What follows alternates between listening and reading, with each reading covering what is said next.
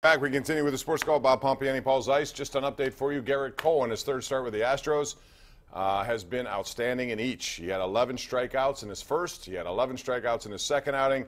14 tonight, and that is the most strikeouts to start a season 3 games in for a starting pitcher since Randy Johnson in 1999. He's got an ERA now of 0.37, 3-0.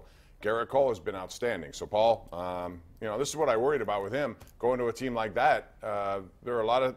This is why I thought the return should have been more. All due respect to Colin Moran, who's off to a good start. All due respect to what Joe Musgrove might be. You know, all I'm saying is.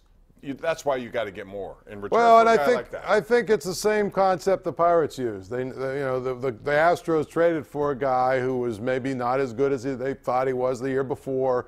They looked at him and said, maybe, you know, he's got great stuff. There's maybe a couple little things we can do to change him and turn him back into an ace. And they took a shot at him, and obviously it's worked out so far. And they've done the same with Charlie Morton, who's unhittable right. as well. That's an even more impressive one. But unbelievable. Yes. Jim in Marionville. Hey, Jim, how you doing? Hey, Paul. Hi, Bob. How are you? Good. How are you, Jim? Good, good. Hey, I wanted to ask, why it seems like they're not really pushing Broussard at all.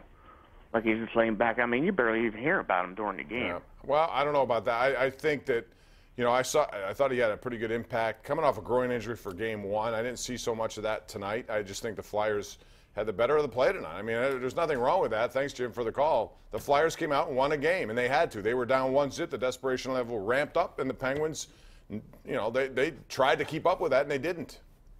And we knew that was going to happen. And now I would expect the Penguins to return favor in Game 3. And you know what, though? I would think that you'll get another effort like this from the Flyers because they're going home in front of their crowd. Yeah, and if they get a split, all of a sudden it's a best of 3 with the Penguins having home ice as well. All right, let's go out to line 1. That is Jerry in Rankin. Hey, Jerry, how are you doing? Evening, guys. How are you? All right, what's going on, Jerry? Good.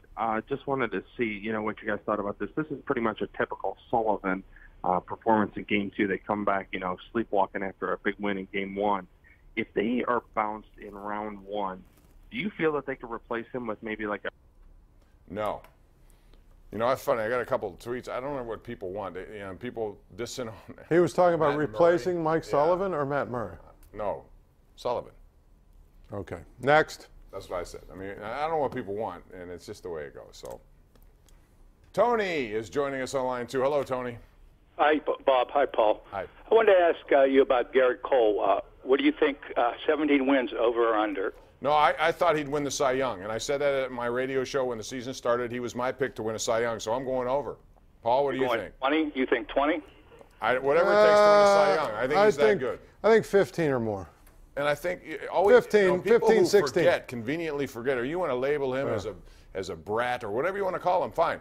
The talent is there, and that's what Houston was after. We saw him win 19 games not too long ago where he was in the running for the Cy Young here in Pittsburgh. The other thing is he went 204 innings last year. It was a an bad year last year. He was 204 innings. That tells you that he shows up for, you know, to work every day. And Charlie Morton, like I said, is no longer ground chuck, it's pound chuck. He's hitting 99. What's happened with him? I mean, you know, they saw something that they could fix mechanically or whatever, and they got, you know, the other part of it is somehow they got to his head where he doesn't seem to melt down like he did all the time. And I'm not blaming the Pirates because he was bad when they got rid of him. He went to Philadelphia. He was worse. Again, it's no different than like Edison Volquez coming here. He was a disaster till he got here, and all of a sudden he becomes a pretty good pitcher for a few years. Makes it interesting. It's hard to tell what you got sometimes, but we'll wait and see what they get in return for. You know, those guys I mentioned could be good players for the Pirates. Moran's off to a very good start.